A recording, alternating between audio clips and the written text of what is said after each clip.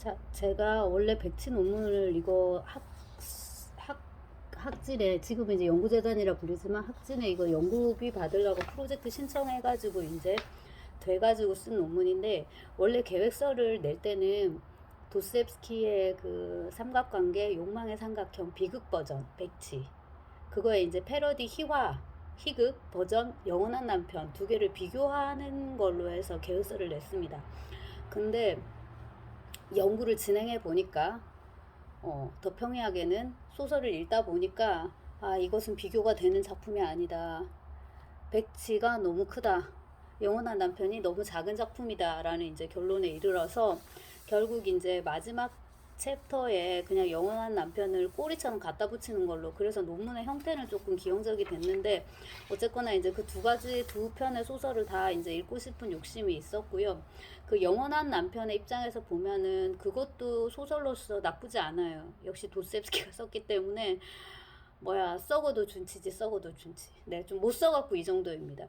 이 영원한 남편 입장에서 이걸 한번 이제 얘기를 해보면 벽치랑 엮긴 하겠지만은, 이 영원한 남편이 백치가 1868년, 그 다음에 악령이 이제 71년, 72년 사이에 이제 썼는데, 거대한 두 개의 작품, 그것도 되게 혼란스럽고, 그 다음에 기괴화죠. 기괴합니다. 참 그로테스크한데 두 개 작품이 다 그 사이에 이제 도스옙스키가 약간 숨고르기 준비운동, 악령 입장에서 치면은 준비운동 이런 걸로 이제 영원한 남편 하나 씁니다. 그러니까 약간은 막간극 같기도 하고요. 그 다음에 이제 이 도스옙스키가 젊었을 때 오쟁이 지고 질투에 사로잡힌 남편 무슈 라가 노시에츠, 무슈 레브니비에츠, 이렇게 이제 로크 하면 뿔입니다. 뿔. 로크, 뿔을 날 수 있지 하면 뿔이 나다, 뿔을 달다인데, 우리말에서 오쟁이 지다라는 표현을 쓰잖아요. 부인이 불륜을 하는 일을 남자 입장에서, 남편 입장에서, 러시아어에서는 보통 온 노시 로크 이러면 그 사람 지금 뿔 달고 있어, 뿔. 그렇게 되면 이제 그게 부인이 바람났다 이런 뜻이란 말이에요. 근데 이제 이런 식의 소재는 도스옙스키만의 뭐는 아니죠. 이제 희극 버전에서는 항상 이런 식으로 이제 가니까 여자가 바람이 나고 그럼 이제 남편 되게 바보가 되는 거잖아요. 뭐 그런 식으로 해가지고 희극 소재로 많이 써왔는데, 이거를 도스옙스키가 젊은 날에도 한번 써봤어요. 추즈랄시나 이 뭐더라? 무슈이 뽀끄로바쥬. 그래서 남의 아내와 침대 밑에 남편인가? 이제 그게 그래요. 그 마누라의 불륜 행각을 찾겠다고, 그러니까 마누라 바람 피우는 게 이제 의심이 돼서 찾겠다고 그 정부로 의심되는 사람 집에 들어가서 침대 밑에 숨어 있는데, 이 딴 데 들어간 거예요. 그래서 되게 그냥 희극적인 해프닝 같은 거 젊은 날에 쓴 건데, 그 소재를 갖고 있다가 백치 쓰고 나서 한번 다시 시도해본다, 이렇게 될 수 있겠습니다. 우선 일단 작품 속에 등장하는 주인공은 벨차니노프입니다. 근데 이름부터가 이건 되게 아이러니인 게, 빌리끼 뭐 빌차이시 이러면 이제 위대한 큰 이런 뜻이란 말이에요. 근데 이제 이 인물은 그렇게 큰 인물은 아닌 걸로, 왕년의 카사노바, 왕년의 돈후안 이런 식인데, 이제 지금은 나이도 많고 되게 이제 몸도 안 좋아지고, 요즘으로 치자면 뭐 대머리, 네, 그 무서운 탈모도 생기고 뭐 이런 것들이죠. 근데 이제 작품 속에서 인물의 나이를 보면 39세. 근데 이제 나이 감각이 그때하고 다르니까. 그래서 이제 벨차이노프가 지금 돈도 없고, 뭔가 사업이 안 됐든가 이래갖고 돈도 없고, 그래서 모든 게 다 안 좋은 상황인데, 이 사람 앞에 뭔가가 나타나요. 어떤 존재가. 근데 이제 여기서 등장한 이 뚜르소츠키가 어떻게 보면은 이제 무식인 앞에 등장한 로고진 같은 그런 느낌을 주는 거죠. 번쩍번쩍 이렇게. 뭔가 저 사람은 속셈이 있다. 그 다음에 크리에프나 실리아페 모자에 상장을 달고 있어요. 그러니까 상을 당했다는 걸 알 수 있고, 어린 딸을 데리고 있습니다. 딸 이름은 리자예요. 알고 보니까는 이 뚜르소츠키가 어떤 시에 머물 때 사귀었던 여성이 있는데, 그 여성의 남편이에요. 근데 저 사람이 나를 왜 찾아왔지? 그래서 이제 보니까는 티이십니다. 티이시인데요. 그 남편의 이름은 뚜루소츠키예요. 파벨 파블로비치. 근데 이 뚜루소츠키 같은 경우에 이름이 뚜루스 하면은 겁쟁이란 뜻이거든요. 비겁한 사람. 그 다음에 이제 뚜루스 해갖고 복수형을 쓰면은 속옷이에요. 팬티. 좀 그래서 이제 이 인물의 이름 자체에서 이런 희극성이 이렇게 다 보이고, 나타났어요. 근데 여자님이 죽었잖아요. 나탈리아였는데 이름이 죽고 딸을 데리고 왔는데 이 남편이 되게 아내를 사랑했는데 아내가 죽고 나서 자기 아내가 이 벨차니노프와 불륜 관계였다. 이른바 부적절한 관계였다는 걸 알게 되고 이 딸도 뚜루소츠키 딸이 아니라 벨차니노프 딸이거나 그런 가능성이 있는 걸로 암시가 되든가 뭐 그렇습니다. 근데 이제 이미 문제의 그 여성이 죽은 상태이기 때문에 소설의 주된 플롯을 이루는 거는 이 벨차니노프와 뚜루소츠키, 그러니까 남편과 정부, 그것도 다 VFC, X, 과거의 정부, 과거의 아내, 과거의 남편 이렇게 되는 거죠. 그렇게 되는데 그녀가 남기고 간 딸이 있잖아요, 리자. 그래서 관계가 조금 그쪽으로도 가는 것 같다가 리자도 갑자기 죽어요.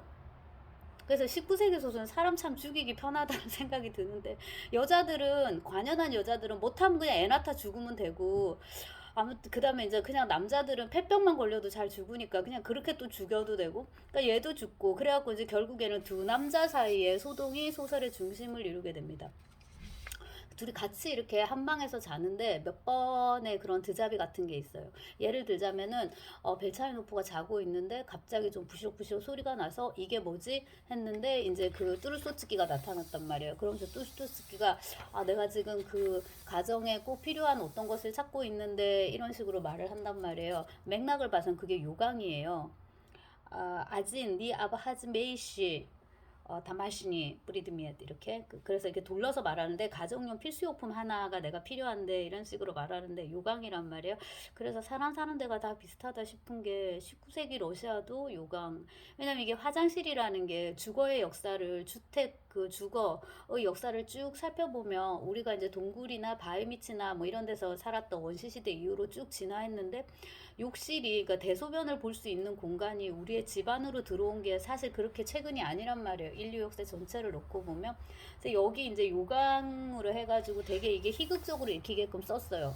그러니까 긴장이 되게 있는데 조만간 터지겠구나, 죽이겠구나 막 이런 느낌이 있거든요. 근데 저기 실은 뭐 오줌이 마려워서 이렇게 됐단 말이에요. 그래서 되게 희극적으로 보이는데 그 기저에 깔린 거는 엄청난 이제 뭔가 그 증오와 뭐와 되게 복합적인 감정인 거죠. 그러니까 과연 뚜루소츠키가 밤에 일어나가지고 이렇게 벨차이노프한테 다가갔을 때 그의 목적이 요강 하나였을까? 그러니까 요일을 해결하려는 거 그거밖에 없었을까라는 이제 의문을 던지게 되고요. 소설의 12장을 보면은 이 사람 또 시집 가려고 해요. 가 아니다. 장가를 가려고 해요. 예. 마누라 찍은 지 얼마 됐다 또 장가 가고 근데 또 이건 너무 이해가 되는 게 아내가 없으니까 아내를 구해야죠. 아내가 필요한 사람이에요, 이 사람은. 그래가지고 이제 그 혼담이 오가는 처자 집을 가는데 지 혼자 가면 될 거를 벨차이노프를 데려가요. 그러고서 이제 지금 혼담이 오가는 이 처자가 나와 벨차니노프 둘을 놓고서 누구를 선택할 것인가, 누구에게 더 호감을 보일까를 저울질 해보고 싶어 해요.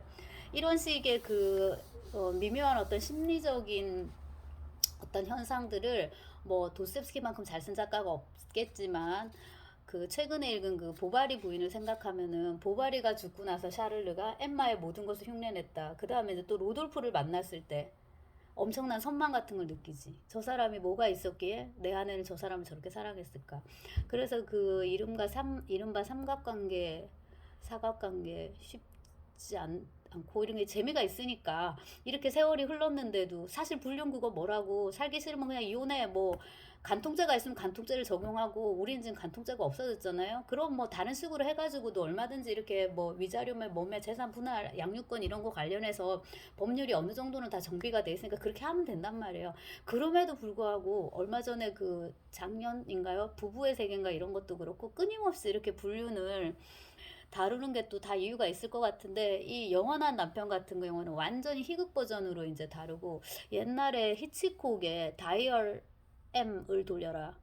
그게 여주인공이 그레이스 켈리인데 말이죠. 남편이 그레이스 켈리랑 살면서 그레이스 켈리를 사랑해주지 않는다는 것도 너무 웃기고 거기서도 이제 그런 식의 반전인 거지. 남편이 사실 마누라가 다른 남자하고 바람을 핀 것보다도 돈이 더 중요한 거고 그거에 또 리메이크 버전이 있단 말이에요. 기네스 페트로가 나오는. 거기 또 한 번 두 번 더 뒤집는 거예요. 그러니까 사실 그 외피는 불륜, 사랑, 이탈 이런 건데 내 피는 다 돈이야. 그러니까 그런 식으로 여러 가지로 갖고 와가지고 이제 꾸릴 수 있기 때문에 도스토옙스키도 한번 또 재밌게 해보는 것 같은데 갈등이 이렇게 막 치솟으려고 하다가 웃기고 치솟으려고 하다가 웃기고 이런 식으로 된단 말이에요. 예를 들면 이제 15장에 샘을 치르다 이런 이제 제목이 붙어 있는데 스크비탈리시인데요. 요거는 진짜 백치의 그 사부 11장 제가 자세히 분석했던 그 부분을 진짜로 완전 희극적 그로테스크 장면으로 그런 식으로 이제 꾸린 것 같은데, 베차노프가 간장이 아프다고 계속. 근데 간이 아픈 통증은 뭐지? 내가 이거 이번에 논문을 보면서 이게 뭐지라는 생각이 들었는데, 아마 이게 분명히 우니보 피에첸 발리시였을 거예요. 그러니까 제아로부터의 수기에도 똑같은 표현이 나오거든요. 나는 뭐 어디가 안 좋다, 어디가 아프다, 오미냐 피에첸 발리. 그러니까 피에첸은 간인데 소간을 러시아도 먹거든요. 그래서 제가 사실 그 피에첸이라는 단어를 현실 속에서 처음 들은 건 학교 식당이었는데, 오늘 메뉴는 뭐냐고 그랬더니 피에첸 이러는데 너무 놀래가지고 이 시커먼 이 덩어리는 간을 이렇게 해가지고 썰어갖고 이제 요리를 한 거란 말이에요. 근데 여기서 이제 간장이 되게 아프다고, 그러니까 간이 아프다고 하고 끙끙 대니까 뚜루소츠키가 그 소리를 듣고 막 깼단 말이에요. 그러고서 막 그 아들을 막 구하려는, 그런 친아들을 구하는 이제 그런 심정으로 또 막 간호를 해요. 그러다가 이제 비몽사몽 간에 면도날이 번쩍거리는데 A가 B를 죽이려고 지금 이걸 설치는 거예요. 둘이 막 싸워요. 근데 결과적으로는 벨차니노프가 훨씬 힘도 좋으니까 당연히 이제 벨차니노프가 이겨요. 그래서 그 앞서 백치에서 두 청년의 그 제가 칼과 십자가로 표현을 해드린 그 제가 표현한 게 아니라 도스옙스키가 그렇게 표현한, 그리고 이제 제가 집중적으로 분석을 한 혹은 얘기를 많이 한 그 대목인데, 여기서도 칼이 오가긴 하는데 칼도 면도날이고 저쪽은 사다보이 노슈 원해용 칼이 여기 면도날인데, 근데 그게 중요한 게 아니고 6탄전으로 이제 가고 결국 희극적으로 끝난다는 이건데요. 그냥 순전히 소설의 관점에서 본다면은 확실히 소설의 주인공은, 특히 장편의 경우에는 주인공들이 멋있어야 된다는 생각을 다시 한번 해봅니다. 어쨌거나 어퍼치나 매치나 저쪽은 이제 젊은 연인들 다 예쁘고 잘생기고 막 에너지도 넘치고, 뭐 뽀뽀를 해도 이거는 장면이 되는 거고, 치고받고 싸워도 뭐 폭력신도 제대로 나오는 거고요. 여기는 지금 중년으로 이렇게 이런 이제 남자 둘이서, 여자는 이미 죽고, 그런데 이제 이렇게 붙는 거잖아요. 그래서 이 자체도 이미 이제 희극 버전이다라는 거죠. 근데 이제 요거 자체도 작가가 의도한 게 아닌가라는 생각이 드는데, 여기 보면 인물을 유형화해요. 여기에 뭐야, 그 맹수형이 있고 뭐 온순형이 있다, 이거를 또 얘기를 하기도 하고, 영원히 남편으로 태어난 사람이 있다, 오직 남편이 되기 위해서. 그래서 제목이 비에치니 무시, 영원한 남편입니다. 근데 요거를 조금 더 의역을 하면 만년 남편이에요. 근데 여기다 갖다 붙이면 웃긴데, 비에치니 찌뚫ля르니 사베뜨니, 영원한 구둔간, 고골에 아깝게 비치는 영원한 구둔간이 되기 위해서 태어난 인물 같았다 하면 비에치니 찌뚫ля르니 사베뜨닉이란 말이에요. 그땐 정말 만년 구둔간, 만년 구급 이렇게 하면 이제 딱 맞는 그런 건데요. 이제 그런 느낌을 줘요. 그러니까 이게 아주 형이상학적이고 그런 의미가 아니라는 거지. 그러니까 얘는 곧 죽어도 남편밖에 못하는 인물이고, 그 남편은 뭡니까? 항상 오쟁이 지는 남편인 거예요. 그래갖고 세월이 흘려가지고 기차역에서 벨차니노프, 그 다음에 이제 그 뚜루소츠키가 다시 만나는데, 뚜루소츠키는 다시 결혼을 해갖고 있어요. 근데 그 옆에 아내의 사촌인지 뭔지가 딸려 있는데, 벨차니노프가 보니까 저건 또 그 그림이구나, 아내는 또 저 남자와 뭔가 또 그걸 하고 있겠구나, 이제 이런 게 보이는 거고. 그리고 이제 나중에 이제 이 뭐야 저기 그 나탈리아가 9년 전에 그에게 쓴 그러나 붙이지 않은 편지를 읽으면서 얼마 전 뚜루소츠키가 경험했을 충격을 그가 공유하는 지점에서 두 남자의 망연치 자실한 얼굴이 겹치고 비극적 정서가 형성된다라고 이제 했는데, 이게 이제 마지막에 밝혀지는데, 이게 그 제가 논문에다가 로돌프와 주고받은 편지를 발견하고 절규하는 샤를 보발리의 모습이 연상되기도 한다라고 썼더라고요. 그래서 참, 이게 2016년에 쓴 논문인데 곳곳에 다 보바리 부인 얘기를 조금씩 언급을 해놨더라고요. 아마 그래서 언젠가는 이 작품을 한번 집중적으로 읽어야겠다 생각했던 것 같은데, 역시 좋은 작품이었고 붙여서 조금 더 얘기는 할 수 있을 것 같습니다. 지금 그게 그렇게 재밌진 않지만.